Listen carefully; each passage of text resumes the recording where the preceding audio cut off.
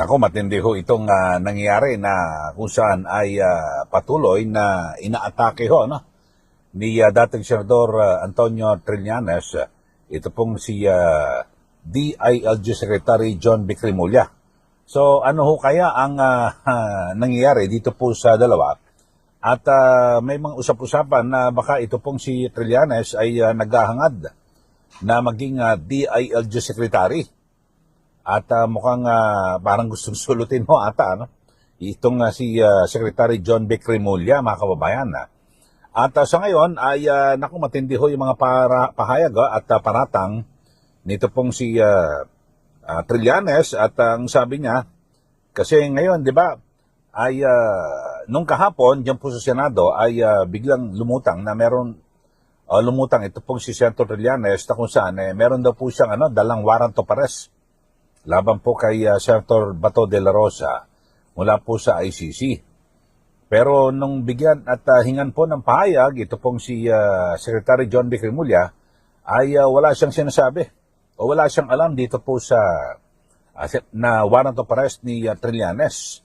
Kasi nung weekend ay, di ba, lumutang na po yung pahayag na yan, meron pong sinasabi, ito pong si, si Secretary John Vic Remulla, na ang sabi niya ay raw siya, bubuo raw siya ng isang task force na sa 10,000 na mga pulis para ito raw po ang hunting dito po kay Senador Bato de la Rosa kung sakali na may warrant.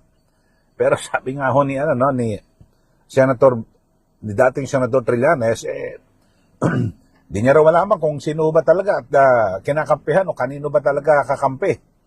Ito pong si si Secretary John Vic Remulla. So binabanggit ho natin, mga kababayan, na parang dito ho, kasi ito pong si Trillanes ay aktibo ho ngayon, Birnya siya ho ang nanguna na nagtungo diyan po sa Senado at kasama yung mga taga-NBI. So ito na ho kaya talaga itong si Trillanes ang mas lumalapad ho ngayon ng papel sa ilalim po ng Marcos Jr. Administration. At ang mga Remulla mukhang, tinatablan na ba o paano? So, yan po ang mga nagiging implikasyon sa ngayon, mga kababayan. At, di ba? Parang, wala naman tiwala si Pangulong Marcos Jr. dito po sa mga Remulla. O particular dito kay John Vic Remulla dahil sa parang ipinapatrabaho na po lahat kay Trillanes. Ito, lalo na ho, itong issue kay Senador Bato de la Rosa, mga kababayan. So ito, pakinggan ho natin ang pahayag ni ito hong si Trillanes laban po kay Senator o Secretary John Vic Remulla. Ito, pakinggan niyo po, mga kababayan.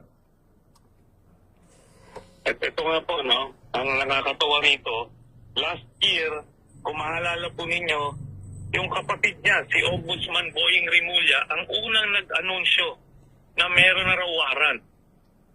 Tapos sinabi niya, may picture pa siya nun sa telepono niya, kapatid niya po yun. Bakit hindi niya tinanong na lang kung totoo ba yan? I am sure nag-usap sila. Pero ako, nagdududa na ako rito kay Secretary John Vic kung kanino ba talaga kakampi ito. Kasi nung over the weekend, nung may ganyang ugong-ugong, nagmalaki siya na may 10,000 nga na pulis na nagbabantay daw, maghahanap.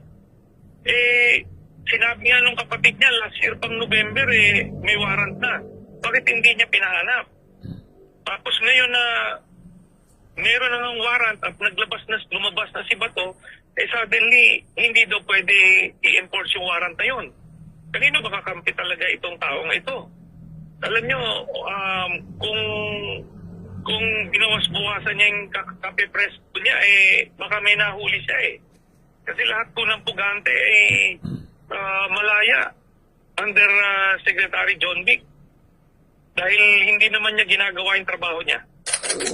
Ako, yun po, ang pahayag ni dating Senador Trillanes laban po kay, kay Secretary John Vic Remulla. Secretary John Vic, hindi ka raw po nagtatrabaho. Kasi sabi po ni Senator Trillanes, bigo raw po ang DILG na mahanap at maaresto si Senator Bato de la Rosa at yung iba pang mga pugante. Kasi itong si Senator Bato ay may kinakarap nga na kaso, no, sa International Criminal Court o ICC, at meron po siyang arrest warrant. Pero mga kababayan, parang si Trillanes lang nabigyan po ng warrant of arrest eh. Pinakamainam dapat dumaan po ito sa tamang proseso, di po ba? At sa Interpol, tsaka yung sa transnational, yung opisina na yon, na kung saan talagang kung meron pong warrant na i-coordinate. Pero bakit parang si Trillanes lang ho nakakaalam, mga kababayan? Paano kaya? Ito po ba ay may special na misyon mula po sa Pangulo o kung ano man? Kasi, yun ho, no, talagang, ang sabi ho, no, ni Trillanes, kung binabawas-bawasan daw po yung Kape Presscon nito pong si John Vic, baka may nahuli na siya kahit, kasi lahat daw po ng pugante ay malaya under Secretary John Vic. Dahil sa hindi naman siya, hindi niya ginagawa yung kanyang trabaho. Sa ngayon, kasi yung mga, isa po sa mga pugante, hindi pa rin nahuhuli, di ba? Isa ho dyan nakilala. Ito pong si, si Zaldico, at ganyan din po ito hong si Atong Ang. Yun ho, mga kababayan. So, talagang mukhang matindi ho nito. Pero alam nyo ho, ewan ko lang kung ano magiging sagot ho rito ni itong si Trillanes. Napakaikli po ng sagot ni John Vic. Sabi niya, I respect his opinion.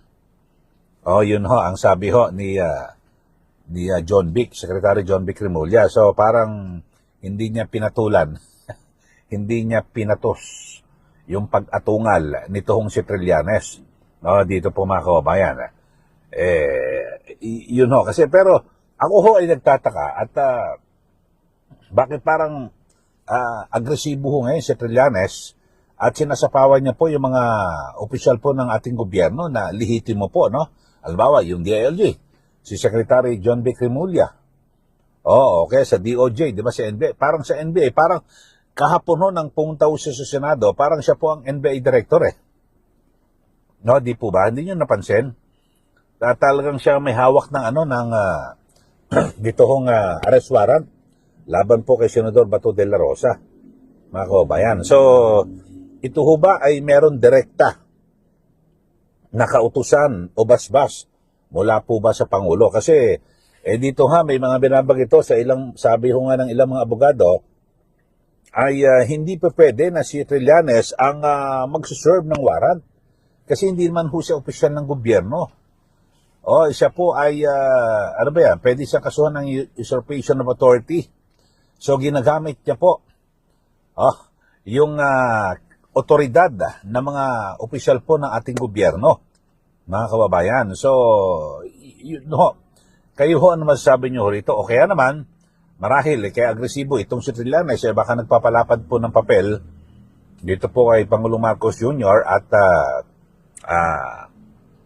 ngayon, ugong, kaya nga ang tanong ko nga ho, ito ba si Trillanes ang papalit kay John Vic sa DILG? Kasi parang umaakto na ho na parang DILG Secretary, ito pong si Trillanes, di po ba? So, ano kaya mangyayari? So, ito bang mga Remulla ay parang tapos na gamitin? Wala na ng gana.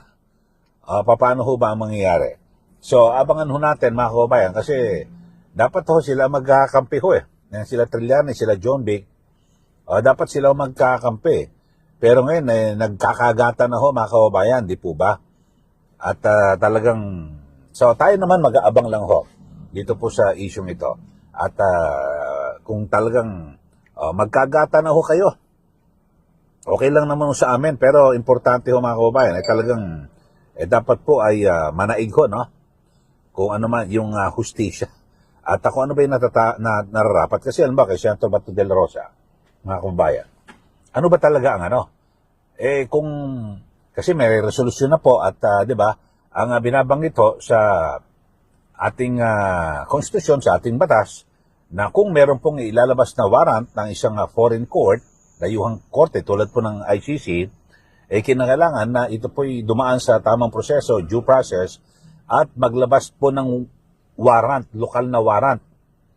Ang ano no, ang yung ating ano no, yung ating korte dito para, 'di ba? Ayun ho, mga kababayan. So, ganoon lang ho 'yun. Dapat ho talagang maging maayos. Mga kababayan, at para maibigay naman yung karapatan po ng isang ano no, ng isang akusado, alam ba, katulad kay Senator Bato de la Rosa, di po ba? Dapat ho maging maayos, di po ba? At talagang wala akong ano no, ano ba naman yan? Di ko buwak kayo ng ano ng ano no, ng sabihin natin, kumuha kayo ng ano ng warrant of arrest sa korte para tapos ho, kwentas klaras at wala ho no. Pero sabi nga ho, ito may pinadala sa akin na pahayag, ito pong si Atty. Salvador Panelo. At ito may kinalaman sa inilabas po na warrant of arrest ng ICC laban po kay Senator Bato de la Rosa, na ito raw pong confirmation ng ICC na sila po yung nag-issue ng arrest warrant dito po kay Senator Bato de la Rosa at bilang conspirator sa pwedeng crime against humanity case na inihain laban po kay dating Pangulong Duterte. Ito ho ay ito po ay isang continuing assault on the sovereignty of the country. At it also validates the suspicion that the present administration, ito hong Marcos Jr. administration, ay sila raw po talaga ang nagmamaniobra at may pakana dito po sa pagpapatupad ng mga invalid warrant of arrest na inisyu po ng isang foreign tribunal. Ito laban po sa siyempre kay dati Pangulong Duterte at maging dito ho kay Senador Bato de la Rosa.